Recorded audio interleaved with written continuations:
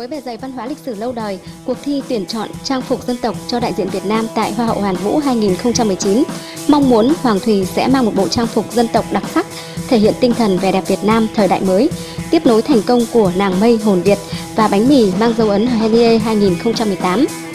Chủ đề Tinh hoa Việt Nam đã nhận được nhiều ý tưởng từ khắp nơi gửi về, trong đó có nhiều bài dự thi thể hiện sự sáng tạo độc đáo, đồng thời tôn vinh nét đẹp văn hóa Việt Nam.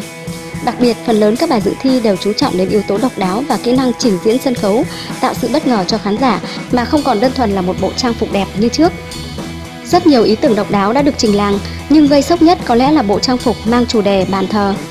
Từ ý tưởng tín ngưỡng, thờ cúng tổ tiên mang ý nghĩa hết sức quan trọng đối với dân tộc Việt Nam, thông qua phong tục là sự bày tỏ lòng hiếu thảo, mang giá trị về mặt tâm linh, ý thức luôn hướng về nguồn cội dân tộc.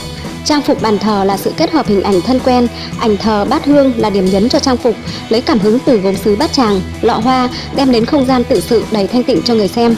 Mâm cỗ, sự tâm linh, lòng thành tâm hiếu nghĩa đối với người đã khuất. Không chỉ thế, nhà thiết kế còn tỏ ra rất có tâm khi hướng dẫn cách trình diễn bộ trang phục này trên sân khấu ra sao.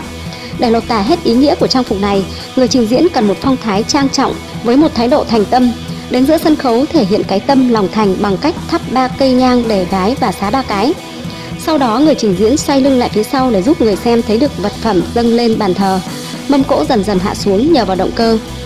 Mặt sau trang phục có khung thờ thể hiện sự bất ngờ cho người xem, nên trang phục có thiết kế động cơ giúp nâng lên hạ xuống những lúc trình diễn. Ngay lập tức bộ trang phục này đã nhận về cơn bão like, nhưng kèm vào đó là rất nhiều ý kiến phản ứng dữ dội. Bộ trang phục độc dị thứ hai lấy cảm hứng từ loại phương tiện di chuyển truyền thống của Việt Nam. Bài thi xe xích lô của Nguyễn Quốc Việt gợi lên hình ảnh một Việt Nam xưa cũ giữa sự phát triển ngày càng hiện đại của cuộc sống. Xích lô từng là biểu tượng một thời của các thành phố lớn Việt Nam. Ngày nay đó là phương tiện được nhiều khách du lịch yêu thích vì ngồi trên xe có thể ngắm nhìn đường phố đúng chất Việt Nam nhất. Với xe xích lô, Nguyễn Quốc Việt còn khéo léo khoe vẻ đẹp hình thể của đại diện Việt Nam, tạo điểm nhấn và sự độc đáo khi đặt bên cạnh các trang phục dân tộc khác nếu có cơ hội đến với Hoa hậu Hoàn Vũ 2019. Bài thi chọi trâu của Nguyễn Đăng Tùng gây ấn tượng khi thể hiện cách điệu chiếc đầu trâu đặt ở phần ngực, kết hợp đôi bốt cao cổ và búi tóc tròn với màu chủ đạo là đỏ vàng, màu cờ Việt Nam. Lấy ý tưởng từ lễ hội chọi trâu ở Đồ Sơn, Hải Phòng, một trong những lễ hội truyền thống lâu đời ở Việt Nam. Bài thi mang yếu tố tín ngưỡng, qua đó quảng bá một di sản văn hóa phi vật thể của quốc gia Việt Nam.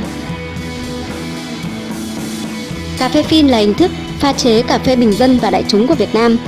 Trong đó, cà phê phin sữa đá là thức uống được chấp nhận bởi nhiều lứa tuổi và giới tính. Từ lâu đã thu hút được sự quan tâm của bạn bè quốc tế. Đó là lý do mà Trần Nguyễn Minh Đức mang bài thi cà phê phin sữa đá đến với cuộc thi và mong muốn giới thiệu văn hóa uống cà phê của Việt Nam đến với bạn bè quốc tế.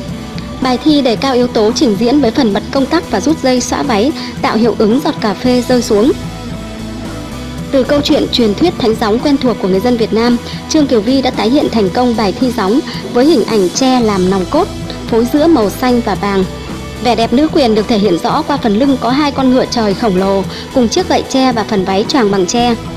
Đâu chỉ có đàn ông mới trở thành anh hùng cứu nước, phụ nữ cũng có thể là thông điệp mà Kiều Vi muốn gửi gắm qua bài thi này.